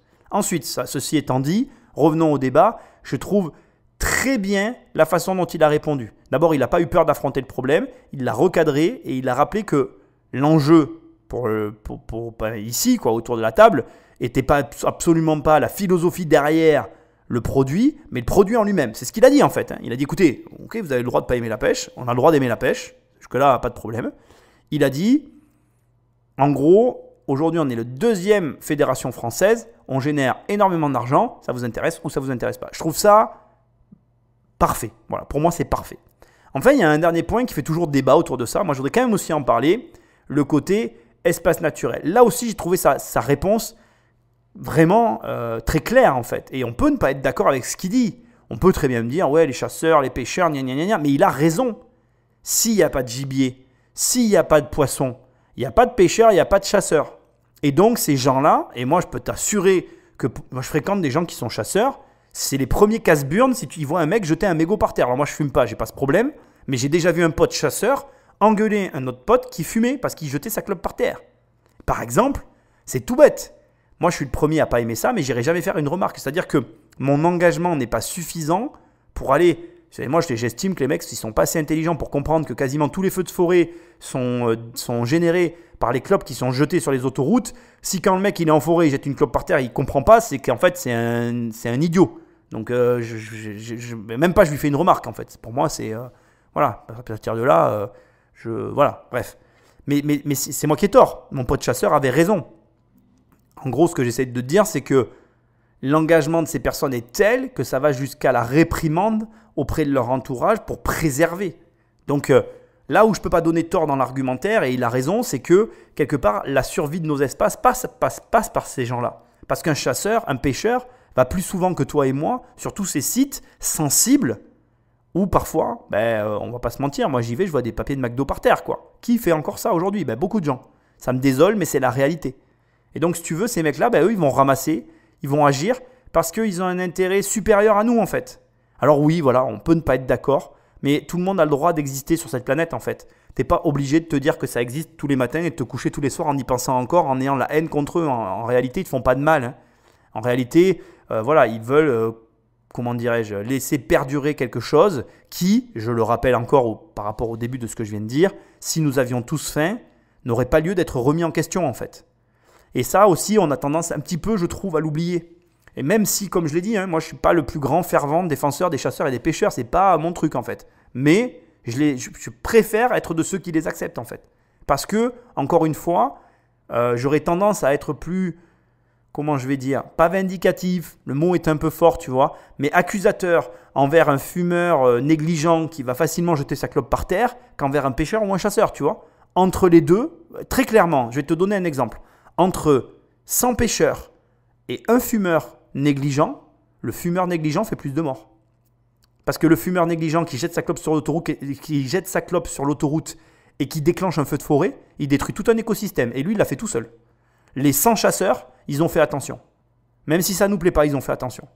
Et ça, ben, c'est jamais assez mis en évidence en fait. Et tu sais quoi? Mais ce que je viens de te faire, c'est de tout pareil, quoi. Les gens, ils regardent toujours qu'un truc. Genre la vie, c'est un truc, tu vois. La vie, c'est ça. Il y a quelqu'un qui a dit que la vie, c'était que ça en fait. Mais c'est jamais que ça. C'est jamais que les chasseurs et que les pêcheurs en fait. C'est les chasseurs, les pêcheurs, les fumeurs, les scouts qui font des feux de camp. Ça aussi, c'est dangereux. Mais on n'en parle pas parce qu'il y a beaucoup moins de scouts qui déclenchent des incendies.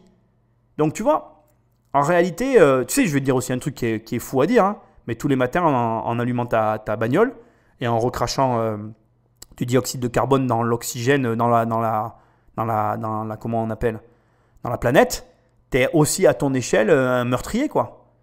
Donc, si tu veux, si on y va par là, si on essaye à regarder qui fait quoi, comment, qu'est-ce, personne n'est tout blanc dans cette histoire.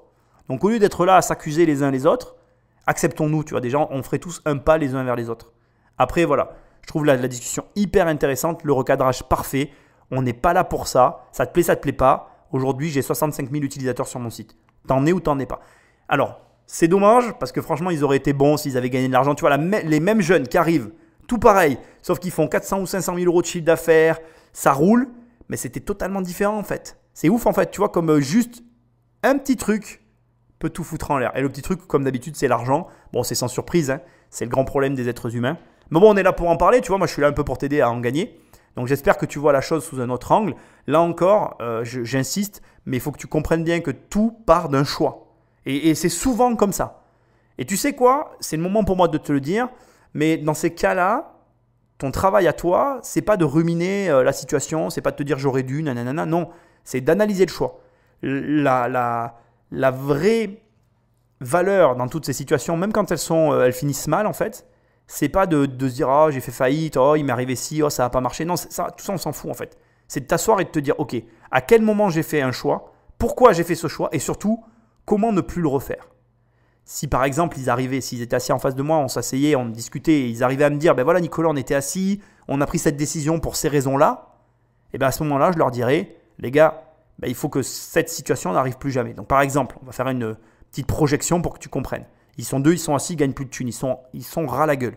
Ils n'en peuvent plus, ils bossent comme des malades depuis un an, et puis ils s'assoient, ça ne peut pas continuer comme ça, ils font 0 depuis un an. Pourtant, ils ont X milliers d'utilisateurs. Ils se disent, bon là, il faut qu'on fasse rentrer des sous parce que sinon, on va devoir arrêter l'aventure, ce qui est normal. Bien, la vérité, c'est qu'ils font le choix de faire rentrer la pub, alors que le problème n'est pas qu'ils ne gagnent pas d'argent avec leur application. Le problème, c'est qu'ils ne gagnent pas d'argent tout court. Quel choix ils n'ont pas fait? Ils n'ont pas choisi avant de se lancer à leur compte. Par exemple, bon, elle est facile pour moi, mais d'investir dans l'immobilier pour avoir un revenu en amont qui leur aurait permis de tenir 4, 5, 10 ans comme ça et de prendre une autre décision. Si l'argent n'avait pas été l'enjeu au moment de la décision aurait été différente. Tu comprends le truc? C'est pour ça que moi je te dis tout le temps, l'immobilier n'est pas une fin mais un moyen. Si l'immobilier c'est le moyen pour toi de ne pas être asservi à ta boîte et de pouvoir prendre des décisions froides d'esprit dans le sens de ton entreprise et non de ton portefeuille, alors fais de l'immobilier. Parce que c'est la clé de ta réussite. Mais dans tout en fait. Et tu verras, c'est un cercle. Quand tout s'emboîte parfaitement et que tu es détendu, tu ne prends pas les mêmes choix que quand tu es tendu en fait. Et il est probable que c'est ce qui se soit passé pour ces jeunes-là. Et c'est con parce qu'ils ont dans les mains de leur embarras, mais juste une succession de choix. Parce qu'après, tu fais un premier mauvais choix, mais qu'est-ce qui s'empile par-dessus un mauvais choix? Mais même si c'est un bon choix, ça fera toujours un mauvais choix. Hein. Et puis ça fait des moins par-dessus, des plus par-dessus, des moins par-dessus, des plus. Ça s'empile. Mais comme ça commence par un moins, on est toujours en négatif à l'arrivée. Alors, je ne veux pas être négatif totalement. Une situation, ça se change. On peut faire demi-tour jusqu'à ce qu'on puisse plus, mais on peut. Je prédis qu'ils n'auront pas d'argent. On va le voir tout de suite. C'est très dommage. Ça ne tenait à rien. Mais rappelle-toi que tu ne dois pas prendre de décision hâtive. Tu ne dois pas prendre de décision pour les mauvaises raisons. Tu dois essayer d'agir dans le but, dans la direction de ton entreprise et non dans la direction de ton portefeuille. On écoute les investisseurs et on voit qui met de l'argent ou qui n'en met pas. Moi, je vais me jeter à l'eau. Moi, je passe un mauvais moment, donc je vais vite m'en débarrasser. Je suis à la fois, je vous trouve super, sympa, intelligent, modeste, humble, passionné. Mais je souffre de vous entendre mettre votre intelligence, votre passion au service d'un loisir qui consiste quand même quelque part à buter des animaux au départ. Et voir deux mecs comme vous, avec l'intelligence que vous avez, se mettre au service, non pas de sauver ce qui reste, mais d'essayer de s'amuser avec, ça me pose un énorme problème. Je vais tout faire pour essayer de convaincre les gens qu'il ne faut pas s'amuser avec ça. Donc, je passe.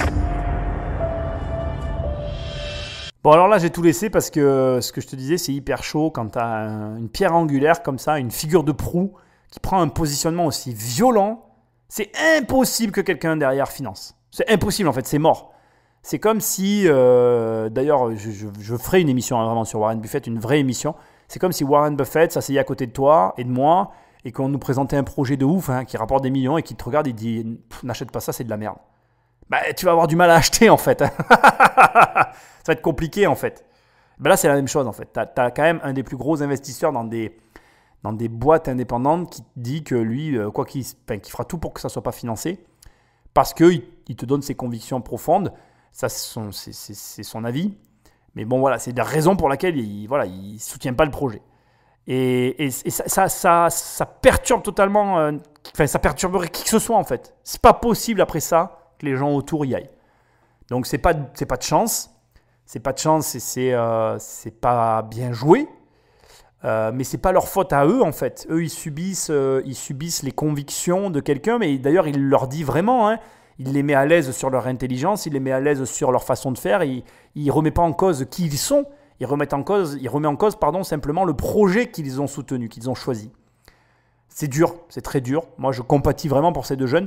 En plus, c'était celui qu'ils admiraient, celui qu'ils voulaient absolument convaincre. Or là, il ne faut pas qu'ils se méprennent. Ils ne l'ont pas convaincu, ils n'ont juste pas joué correctement la partie. Et ça, c'est dur parce que c'est que juste ils sont sur le mauvais terrain en fait. Et contre ça, on ne peut rien. Il y a des choses dans la vie contre lesquelles on ne peut rien en fait. Et ça en fait partie.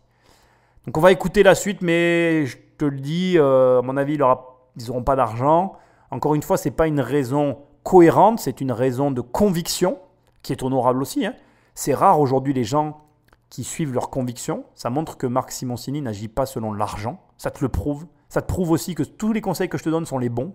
Parce que pour pouvoir parler comme ça, il ne faut pas avoir besoin d'argent en fait. Marc Simoncini, il ne court pas après l'argent. Marc Simoncini, il court après les projets. Et ces projets marchent parce qu'il ne court pas après l'argent. Tu comprends ? Et c'est ce qu'il faut que tu arrives à mettre en place en fait. Marc Simoncini a réussi à faire le choix qu'eux n'ont pas réussi à faire. Et du coup, il l'a fait plusieurs fois dans sa vie. Et c'est pour ça qu'il a beaucoup d'argent. Parce qu'il n'a jamais fait les choix en fonction de l'argent. Il a fait les choix en fonction de ses convictions. Et là, il vient vraiment de te donner l'exemple de ce qui aurait dû être fait dans cette entreprise pour qu'elle marche. Et donc de ce que tu devrais faire dans la tienne. Tu ne dois jamais définir tes choix pour tes raisons de vie, mais pour les raisons qui font que ce que tu fais a de la valeur. C'est dur, mais c'est la réalité. On passe au suivant ou à la suivante. Moi, ce qui me plaît, c'est la connaissance et la passion que vous avez pour ce que vous faites. Et si je devais faire une proposition, je dirais que c'est une proposition qui serait sur la base plutôt de 20%, sur la base des 200 000 que vous demandez. Et j'aimerais bien, à la rigueur, trouver un associé pour la partager. Voilà ce que je peux dire. Donc, je reste en réflexion, mais je lance une perche. D'accord. Je suis très surpris, mais vraiment très surpris. Je ne m'attendais pas à ce que Marc de Bordeaux mette de l'argent dans le projet. Franchement, très très bonne surprise. Bon, bah déjà, c'est quand même très positif. Bon, maintenant, c'est une demi-somme, parce que du coup, il lance une perche pour se faire compléter. Il est chaud, il me surprend, parce qu'on n'est pas du tout sur du numérique. Donc, du coup, c'est absolument pas son domaine. Je pense qu'il a vibré. Il a vibré par rapport à leur implication, leur passion, comme ils l'ont dit. Très, très, très agréablement surpris. Je m'attendais à ce que personne suive après Marc Simoncini. Ça montre qu'il y a des gens qui sont capables d'aller au-delà des convictions d'autres personnes. Mais ça fait plaisir, moi je trouve. Je suis pour ce genre de comportement. Maintenant, une offre à compléter, ça reste une offre incomplète. Je suis désolé d'être réaliste, mais il faut savoir l'être aussi à des moments. Est-ce qu'ils vont trouver l'autre partie ? Pour moi, c'est quand même une victoire dans une situation comme celle-là, parce que comme je te l'ai dit tout à l'heure, on est quand même sur une société qui, pour moi, ne gagne absolument pas d'argent et qui a besoin d'en gagner. Et donc, c'est plutôt chancelant que solide. Donc arriver à avoir même qu'une demi-somme, c'est inespéré. Mais bon, c'est mon avis. Après, maintenant, la seule question qu'on doit se poser, c'est est-ce que quelqu'un va compléter ou est-ce que tout le monde va se retirer? Dans ces cas-là, il ne restera que Marc. Et on verra s'il donne du coup 10% pour 100 000. Ou 10 pour, moi, à ce moment-là, je dirais 20% pour 100 000. Mais bon, bref, on verra. Encore qu'il a quand même augmenté, parce que je crois qu'il demandait 10 et là, il a dit qu'il prenait 20 pour 200 000. Ce qui me semble aussi cohérent, parce que la société faisant 25 000 euros de chiffre d'affaires, d'un coup, le capital est énorme. C'est vrai que je suis assez surpris là pour le coup. C'est pas habituel d'avoir ce genre de situation. Moi, j'aurais peut-être pris plus de parts carrément, parce que leur boîte, en tout cas de mon opinion personnelle, mérite pas, enfin justifie pas un pareil montant. Mais bon, on va voir si quelqu'un complète. Moi, à titre personnel, moi, je suis pas passionnée de pêche, mais donc je suis pas la bonne personne pour vous accompagner, donc je vais pas suivre. Catherine, la femme en rouge, ne suit pas parce qu'elle n'est pas passionnée de pêche. Bon, décidément, je ne la comprends pas. Je ne la comprends pas, mais je cherche plus à la comprendre en fait. Voilà, c'est son argumentaire. Je pense que elle est sous influence. Enfin, non, je ne devrais pas dire ça, c'est pas bien, mais je pense qu'il y a une influence qui est liée aux déclarations de Marc. Je pense qu'elle partage ses idées sur la cause animale. Ce que je peux comprendre, attention, je ne reproche rien à personne d'ailleurs. Hein. Comme je l'ai dit, je fais plus que comprendre. Mais je trouve que tu vois, c'est un peu creux en explication. Ouais, je ne suis pas passionné de pêche, alors je t'aide pas. Oui, d'accord, mais il y a une croissance, il y a une entreprise, il y a des gens qui ont passé du temps, il y a des gens qui sont passionnés par ça. Tu as peut-être des choses à apporter, tu es dans le milieu du web. Je sais pas. C'est toujours pour moi compliqué ce genre de réponse vaseuse. Mais alors vraiment, j'aurais eu de cesse de te le répéter durant toutes ces émissions. Habitue-toi à ce genre de réponse parce que les banquiers, quand tu es investisseur, ils te répondent comme ça. Oui, non, on ne vous finance pas. Vous êtes trop endetté. Mais ça ne veut rien dire, monsieur, j'ai acheté un immeuble qui me rapporte plus que le montant du crédit. Oui, ben ça va pas. Ah d'accord. Voilà, ça c'est ce que tu vas entendre tout le temps. Le plus souvent, heureusement ils ne répondent pas tout ça et on arrive à avoir des oui quand même, parce que sinon ça serait désespérant. Mais ce que je veux te dire, c'est que les réponses vaseuses, c'est vraiment légion dans le monde du financement immobilier. Donc habitue-toi-y. Moi j'ai un énorme problème avec ça. Je préfère quelqu'un qui m'explique pourquoi et qui me permet une discussion que tu vois des réponses comme ça. Ça n'a pas de sens, ça n'a pas de queue, ça n'a pas de tête. T'es là, t'as envie de dire ah oui d'accord, très bien. Pourquoi t'étais là? Tu sais qu'est-ce que j'ai dit dans le... Tu sais, je fais un exposé, je t'ai expliqué des trucs, tu vois. La politesse voudrait qu'au moins tu m'expliques. Mais bon, la politesse aujourd'hui ça se perd. C'est comme le service client, quand t'appelles, t'as un répondeur. Donc le répondeur est égal à l'explication vaseuse. Bref, ceux qui font de l'immobilier m'ont compris. On écoute le prochain. Bon, moi je vais me positionner aussi. Je partage pas, j'ai pas d'affinité spécifique pour la pêche. Donc pour cette raison, je vais passer. Double! Après le double cheese, la double raison vaseuse. Ben voilà, ouais, non, j'aime pas la pêche, alors non, je te finance pas. ça fait 2 heures que je te parle et c'est ça ta réponse? Non mais Josiane, viens me sortir ce mec là, il n'était pas invité au départ. Non mais c'est ça, moi ça me fait... Enfin, alors après, voilà, c'est couper peut-être, j'espère, remonter où on voit pas. Mais il n'y a rien qui m'énerve plus que ça. Moi, aujourd'hui, je suis du genre de mec, une banque où j'ai mes comptes me répond comme ça, je crois que je clôture tout, tu vois. Je le redis parce que une banque où j'ai mes comptes, encore une banque où t'es pas, bon, ils ont le droit de t'envoyer en touche, de botter en touche, bon, je peux l'entendre, t'as pas tes comptes et encore, t'es un futur client, donc... Mais ça me tue, moi, en fait. C'est un manque de politesse. Je pense pas que je serais un bon pitcher. Je suis pas sûr, je sais pas. À voir. Exercice à faire. On verra si je le fais ou pas. Je te raconterai. Je te ferai une émission dessus si je fais un pitch un jour. Mais bon, le fait est que voilà, je trouve que c'est dommage de répondre à ces 2 jeunes comme ça. On est vraiment sur une émission en montagne russe parce que surprenant, on a quand même quelqu'un qui met la moitié de la somme. On va voir s'il reste plus grand monde là maintenant pour compléter, mais on va voir. Mais le fait est que je pense que c'est dommage de se laisser autant dominer par son a priori sur quelque chose. C'est un peu triste quand même. Même si je peux comprendre, encore une fois, je suis vraiment entre le marteau et l'enclume parce que je fais pas que comprendre en fait. Je partage un peu l'idée. Mais malgré tout, voilà, il y a quand même quelque chose. Tu n'aurais pas une croissance comme ça s'il n'y avait rien, quoi. Et c'est pas parce que tu finances pas ça que tu vas arrêter les gens de pêcher. Donc je sais pas. Écoutons la suite. Voyons si... Il reste Delphine, je crois. Voyons si Delphine lève le portefeuille ou se ravisent. Je pense qu'il n'y a pas de raison de mettre les pêcheurs comme les chasseurs dans un corner. Je pense qu'il y a quelque chose qui est certainement très intéressant que vous n'avez pas assez déployé, c'est de dire nous, on a une utilité justement pour la nature. Parce que c'est important et je pense que c'est cette connaissance de la nature qui va permettre d'améliorer peut-être aussi votre loisir, de ne pas aller pêcher à certains moments, dans certains endroits.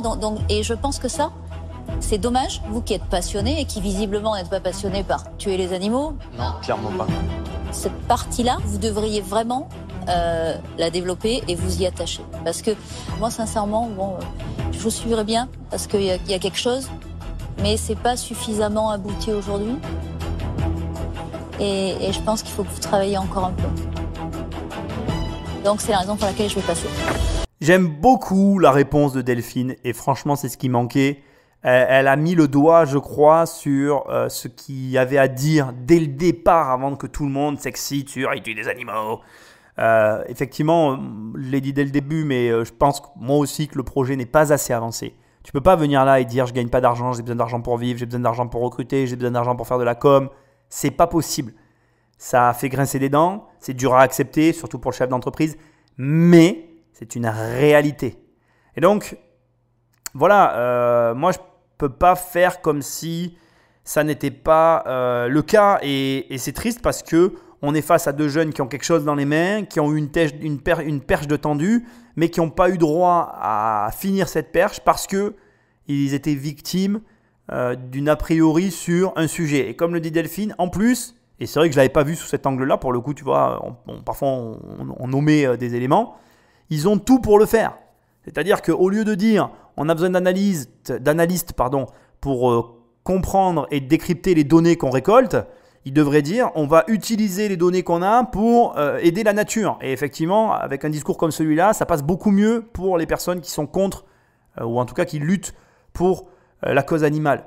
Du coup, c'est vrai que c'est aussi un argumentaire et une façon de voir. Comme quoi, tu vois, souvent on possède la réponse à notre propre problème, mais on s'y refuse pour diverses raisons. On est notre propre ennemi, carpe diem. Ces émissions sont magnifiques, Nicolas. mais effectivement, voilà, je trouve qu'elle a eu les mots justes. Je suis quand même pas déçu, mais désappointé de voir que des gros investisseurs n'ont pas réussi à avoir ces mots-là. Bon, elle aussi, c'est une grosse investisseur. Bon, en fait, tu as compris ce que je voulais dire. Grosse façon de parler, capitalistiquement parlant. Mais voilà, c'est pas une raison pour les botter en touche comme ça aussi facilement, l'air de dire oh, toi tu tues des animaux, tu n'existes pas. Enfin, deuxième fédération française quand même, après le football. Hein, sachant que le foot ne réunit pas les plus beaux spécimens de la race humaine non plus. Hein. On ne va pas faire comme si des hooligans ne se battaient jamais dans les rues pour un match de foot. Je veux dire, voilà. Si on devait comparer ça avec des mecs qui pêchent des poissons, le niveau intellectuel, c'est à se demander qui est le plus haut. Hein. Bon, mais j'ai rien contre le foot non plus, bien sûr. Je vous rappelle que j'ai été arbitre, donc n'attaque personne en disant ça. J'ai quand même vu un match où il y avait des parents qui jetaient des cailloux sur l'équipe adverse. Et on parle d'enfants qui jouaient. Voilà. Donc là aussi, l'intelligence, je sais pas, elle était peut-être dans les cailloux en fait. C'est peut-être pour ça qu'ils réfléchissaient plus, parce qu'ils jetaient leur cerveau en fait. Bon, j'arrête mes conneries. Bref, je pense que personne n'est à même de juger personne sur cette planète. Et c'est dur, mais c'est la vérité. Voilà. Donc, finalité, Delphine a raison, c'est dommage, mais là où je suis d'accord avec elle, le projet n'est pas abouti, il n'est pas finalisé. Un projet non finalisé, difficilement finançable, c'est ce qui les a conduits en premier lieu, à mes yeux en tout cas, à la situation dans laquelle ils se trouvent. Donc fais attention, parce qu'encore une fois, je n'arrêterai pas de te le répéter, ils avaient un projet finançable, ce sont leurs choix qui les ont conduits dans cette impasse. Leurs choix. Donc à partir de maintenant, quand tu fais un choix financier, prends le temps à la réflexion. T'es pas à une heure, t'es pas à une journée, t'es pas à une semaine. Réfléchis. Parce que chaque choix financier que tu fais a un impact dans le futur. Quand c'est un futur proche, ça va. Quand c'est un futur lointain, c'est compliqué à résoudre. On va conclure, parce que je pense que maintenant Marc va être déçu de ne pas avoir eu d'écho à son appel, mais malheureusement, c'est la vie. Parfois, on lance un appel, on n'a pas d'écho, c'est pas grave, on change de cheval, on va plus vite, on va plus loin, on fait autre chose. Bref, tant qu'il y a de la vie, il y a de l'espoir. J'ai lancé une perche, mais a priori, personne n'a mordu. Personne n'a mordu à la perche.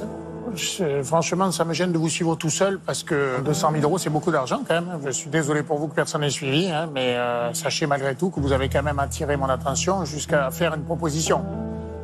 On vous remercie d'avoir donné vos avis et votre vision des choses. Voilà. Messieurs, merci beaucoup. Merci beaucoup. Bah moi, je les ai bien aimés. Non, mais ils sont super. C'est pour ça que je suis triste. Ce qu'il faut retenir dans ce passage, c'est que Marc le dit lui-même, 200 000 euros, c'est beaucoup d'argent. Je vous rappelle qu'ils font 25 000 euros hors taxe de chiffre d'affaires. 25 000 euros, 200 000 euros. Il y a quelques petits zéros qui viennent se battre ici d'un côté et de l'autre de la barrière. Il y en a un en tout qui fait l'écart, mais qui fait un gros écart. C'est une réalité en fait. C'est une réalité et quelqu'un seul n'aurait pas pris un risque aussi grand pour la simple et bonne raison qu'il n'est pas en face, comme je l'ai dit tout à l'heure, de personnes suffisamment avancées dans le processus. C'est dommage. Ce qui est d'autant plus dommage, c'est que des mecs comme Marc Simoncini reconnaissent, ou même Delphine, après leur départ, que c'était des personnes brillantes. Donc le potentiel est là, mais ils souffrent de différents problèmes. Est-ce qu'ils vont les corriger? Je l'espère. Maintenant, je pense qu'il y a des points à revoir en profondeur dans leur système. Et sincèrement, comme je te l'ai dit tout à l'heure, la façon dont tu construis ta boîte au départ et la façon dont ta boîte sera à l'arrivée. Pense vraiment à cette phrase, elle est réelle. Ils ont construit un réseau social. Je ne suis pas certain que ce soit le meilleur modèle pour arriver à aller lever des fonds. Voilà. On écoute le dernier passage et on conclut. C'est pas la première fois qu'on nous dit non, c'est probablement pas la dernière, mais ça va pas nous arrêter, ça c'est sûr. Bon, en tout cas, la bonne nouvelle, c'est qu'il y en a quand même deux qui se sont quand même bien intéressés. Qui étaient sensibilisés, je pense, au projet. En tout cas, nous, ce qu'on voulait faire passer comme message, c'est qu'il y a quand même des pêcheurs en France, il y a des pêcheurs dans le monde entier, chacun peut avoir ses opinions. Si on veut prouver justement que la pêche, c'est pas quelque chose d'has-been et de cruel, qu'on peut donner cette toute nouvelle image, une image moderne, on les invite à nous rejoindre et je pense qu'on aura d'autres portes qui s'ouvriront bientôt. À défaut d'avoir réussi à allier Marc Simoncini à leur cause, ils ont eu l'opportunité unique de défendre leur projet et leurs valeurs, ce qui a fait débat devant nos 5 investisseurs. Point intéressant pour la conclusion, c'est pas la première fois qu'on leur dit non. Ce qui serait intéressant, c'est de voir si entre les deux, je sais pas s'il y en a eu deux, mais entre les pitchs qui ont pu être faits, s'il y a eu des modifications apportées sur la boîte ou pas. Parce que ce qui est marrant, tu vois, c'est que là encore, je vais te sortir une phrase toute faite, mais les gens sont fous. Ils refont tout le temps la même chose en espérant un résultat différent. Si à chaque fois ils vont pitcher avec la même boîte dans les mêmes conditions, ils auront toujours des noms. Il faut changer des choses. Et je te le dis à toi aussi qui m'écoutes. J'espère que tu as la présence d'esprit de changer des choses dans tes projets. Si un mec te dit non à un projet immobilier, une banque, et que dans le prochain dossier, tu n'augmentes pas ton apport ou tu ne changes pas quelque chose dans le dossier, mais tu n'as rien compris. Si tu prends des dossiers que tu vas les poser à droite et à gauche, c'est tous les mêmes, mais tu n'as rien compris. Je veux dire, il y a un moment donné, faut quand même essayer de se dire, bon, on m'a dit non, pourquoi? Alors voilà, je n'aurai pas la réponse, hein, tu l'as compris, je ne les connais pas, je ne les ai pas contactés, mais j'ai une certitude qui va peut-être, et je voudrais partager et conclure avec ça, qui va peut-être pas arranger leur affaire. Analysons rapidement ce qui s'est passé. Ces jeunes sont passés à la télé, sur une chaîne de grande audience, présenté comme tous d'ailleurs ce qu'on analyse depuis le départ, ils ont tous présenté leur projet et ils repartent de là avec des oui, avec des non, avec de l'argent, pas d'argent, bref, tu vois les situations qu'on a vécues. Et il y a un facteur déterminant mais intéressant, c'est que quand tu passes à la télé, tu attires de l'audience et du coup, en l'occurrence là on est sur un réseau social, ils ont dû forcément, surtout un réseau social gratuit, ils ont dû augmenter leur nombre d'abonnés, convertir de l'audience, augmenter le nombre de personnes inscrites. Ce qui veut dire que tu pourrais te dire, en train de m'écouter dans ta bagnole ou je ne sais où, en train de faire ton sport ou ta cuisine, tu pourrais te dire, génial, du coup, ils ont atteint une masse critique, comme disait tout à l'heure l'un des deux associés, et peut-être que maintenant, ils en vivent. Mais en fait, non. Parce que ça aussi, je voudrais te le dire, sous le coup d'une médiatisation, tu vas avoir une augmentation du volume de visites sur ton site, sur ton application, etc. Et du coup, tu vas peut-être arriver à un certain seuil supérieur qui va te permettre de générer un peu plus d'argent, de gagner plus d'argent sur le moment. Mais est-ce que si le système de départ est mauvais, ça rend ton système de départ bon? Non. Et c'est une erreur. C'est une erreur. Alors attention, je ne juge pas, parce que peut-être que grâce à ça, leur système de pub a généré plus d'argent et ça va mieux aujourd'hui. Mais je me permets quand même de te souligner le fait que le problème, c'est la racine. C'est la façon dont tu as commencé à construire la chose. Et c'est comme je te l'ai dit tout à l'heure, tu peux empiler autant d'éléments positifs sur un élément négatif. Si la base est négative, ça n'arrivera pas, ou en tout cas beaucoup plus difficilement à un élément positif que ce qu'il n'était. Bien évidemment que les retournements de situation et les changements existent et je souhaite pas qu'ils ratent, au contraire, je souhaite qu'ils réussissent, ils ont un beau projet, franchement ils ont tout pour y arriver. Mais moi mon but c'est que si tu lances un business, si tu lances quelque chose, tu ne reproduises pas ce genre d'erreur. Et là franchement c'est grossier quoi, c'est-à-dire que encore une fois, voilà, réseau social basé sur de la pub. Pour moi, en tout cas, c'est mon analyse. C'était pas exactement comme ça que je l'aurais orienté. Façon guide de pêche, comme elle a essayé très subtilement de l'induire, Delphine de Montélimar. J'ai trouvé ça très bien. Et à la fin, en disant guide de pêche tourné vers la nature, pourquoi pas, c'est peut-être encore même mieux. Alors tu me diras, mais Nicolas, quelle est la différence avec un réseau social? Eh bien, tu sais, aujourd'hui, on est tous sur les réseaux sociaux. Là, on est là, les réseaux sociaux. Et regarde-moi, j'ai fait ci et j'ai fait ça. Moi, je sais qu'en tout cas, voilà, j'ai la chance de pas, je me sens pas accro à ça. J'y passe du temps parce que j'estime y poster mon travail dessus et que mon travail, c'est d'y poster quelque chose pour faire connaître une partie de ce que je peux faire, une partie de mes activités. Mais je ne me sens pas esclave de ça. Je suis pas là en mode je regarde ce que font les autres. Je suis là en mode qu'est-ce que je vais proposer? Qu'est-ce que je vais proposer aujourd'hui? Et là, eux, ils sont justement dans une activité qui est différente. Quand tu vas pêcher, faut pas. Moi, en tout cas, je ne rendrai pas ça en mode réseau social. Parce que, qu'est-ce qu'ils leur ont reproché? Ils leur ont dit la nature, les animaux, etc. Et l'idée, c'est de contribuer. Alors, s'il devait y avoir une chose de fait qui devrait être faite dans le mode réseau social, ça serait plus de mon opinion personnelle. J'arrive sur un site. Je prends en photo, par exemple, les déchets qu'il y a dans l'herbe ou dans la nature. Avant, après, je les ai nettoyés, je monte le sac plutôt que de montrer les poissons pêchés. Montrer un poisson pêché, moi, personnellement, j'ai un peu de mal à comprendre parce que je ne suis pas un pêcheur. Encore une fois, je n'ai rien contre les pêcheurs. Au contraire, moi, je les respecte et je pense qu'il en faut, comme il faut des chasseurs, comme il faut tout. Je trouve très dommage qu'ils aient opté pour ce business model-là. Je pense qu'avec un autre business model, ils auraient un autre résultat, mais ça reste mon avis personnel. Fais-moi savoir ce que tu as pensé de cette émission. Moi, j'ai beaucoup aimé la faire. Je l'ai trouvée différente des autres. Vraiment montagne russe, vraiment intéressante. Voilà. Écoute, si tu es pêcheur, je t'adore. Parce que en attendant, dans ma région, tous les bords, les ruisseaux, quand tu vas à la mer, partout chez nous, il y a des pêcheurs partout. Et honnêtement, ils ne me gênent absolument pas. Moi, je trouve ça rigolo. Ça me fait encore plus rire quand il y a un plongeur et que je les vois m'énerver. C'est limite un moment qui me donne un petit sourire en coin. Parce que au lieu de s'engueuler les uns les autres, ils pourraient essayer tout simplement de vivre ensemble en fait. On pourrait tous vivre ensemble en se respectant. Mais bon, peut-être que je suis utopiste. En tout cas, voilà. Très belle émission. Merci à eux. Merci à toi d'être toujours présent. Bonne fête parce que l'air de rien...